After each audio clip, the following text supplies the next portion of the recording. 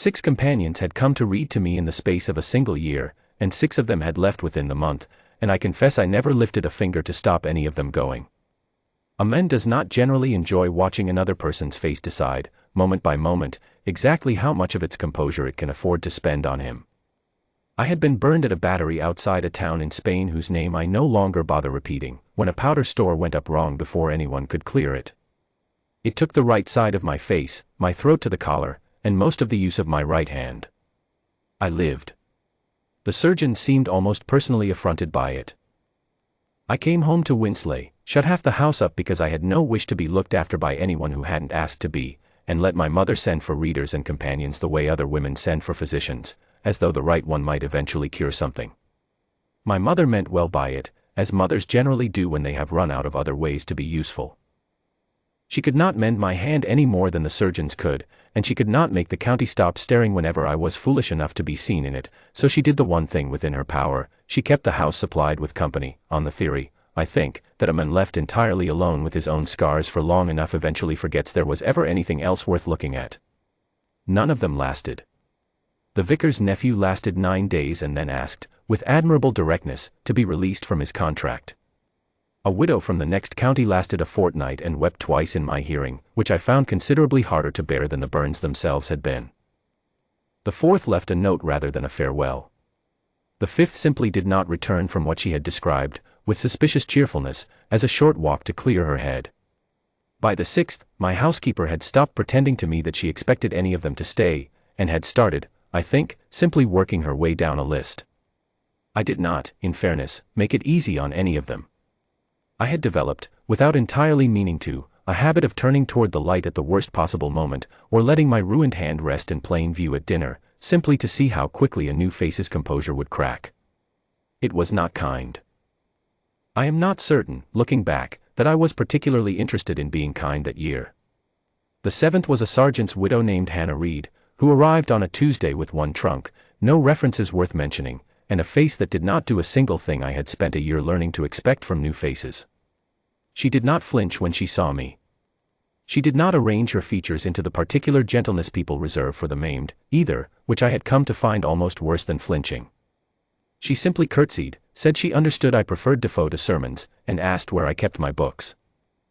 I did try my usual trick, out of habit more than malice, turned my face fully into the window light while she waited for my answer, the very gesture that had sent the widow from the next county into her first round of tears inside a week.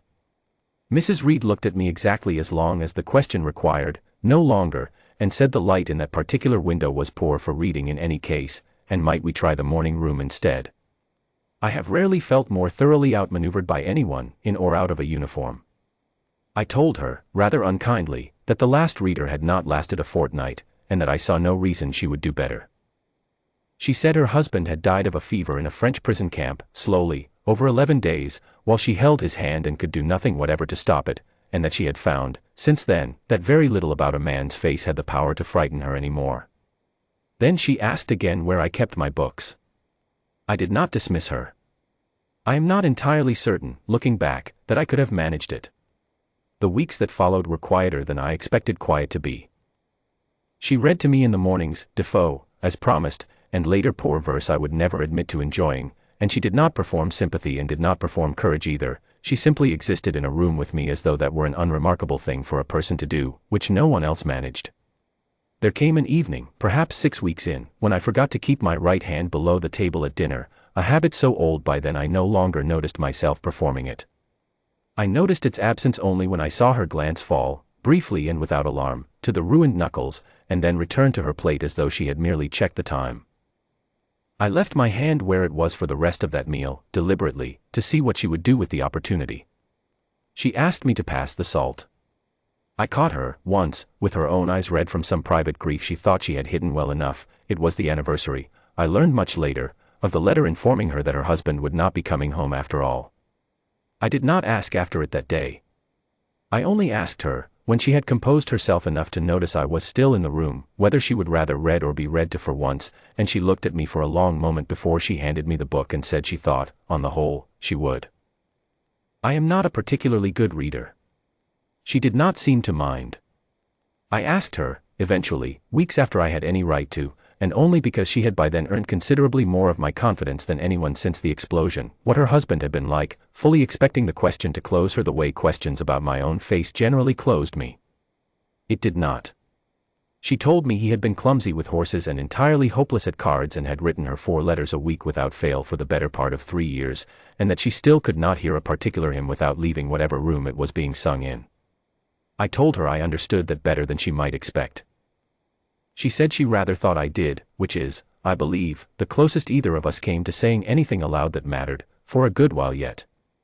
By the 2nd month, my mother had stopped asking, every few days, whether Mrs. Reed meant to stay, and had started instead asking whether I meant to behave myself well enough that she might want to. I told her that was an impertinent question from a woman who had spent a year failing to find anyone who could tolerate me for a fortnight.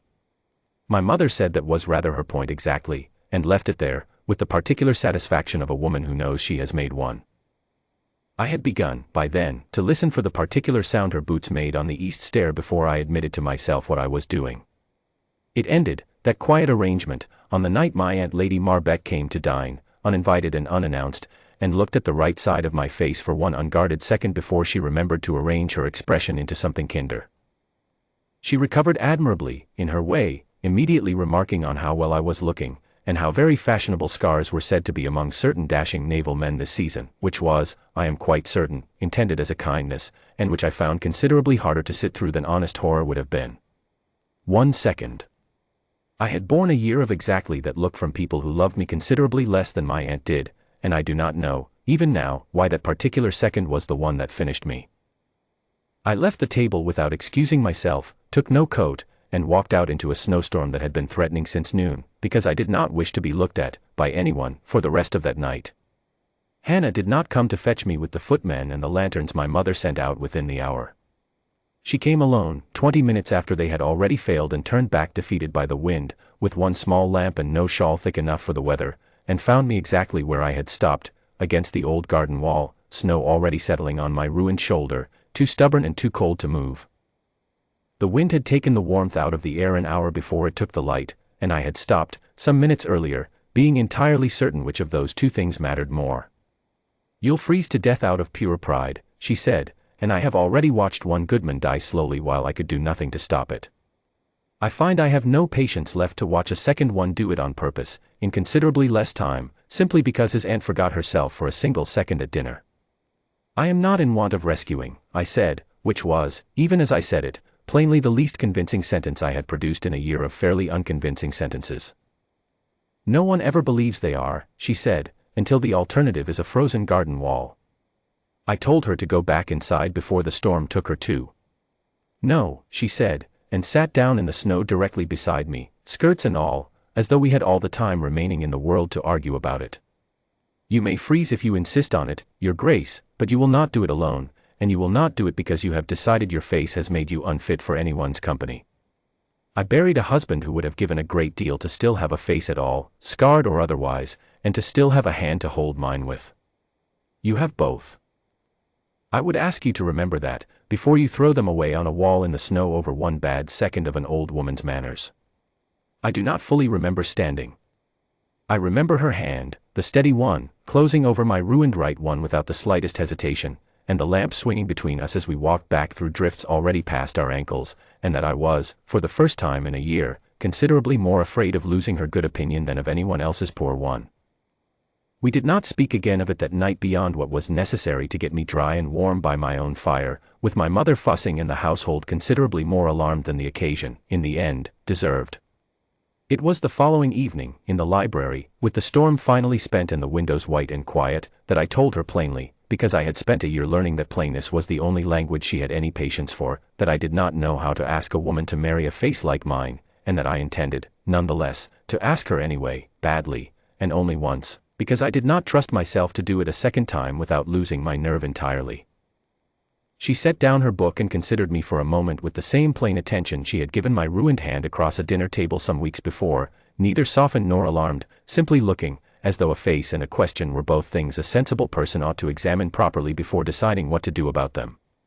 She said that she had buried one husband already for love, and intended, if she buried a second, to at least have chosen him with both eyes open and her whole attention, scars and all, which was rather more than most fashionable marriages in London could claim for themselves.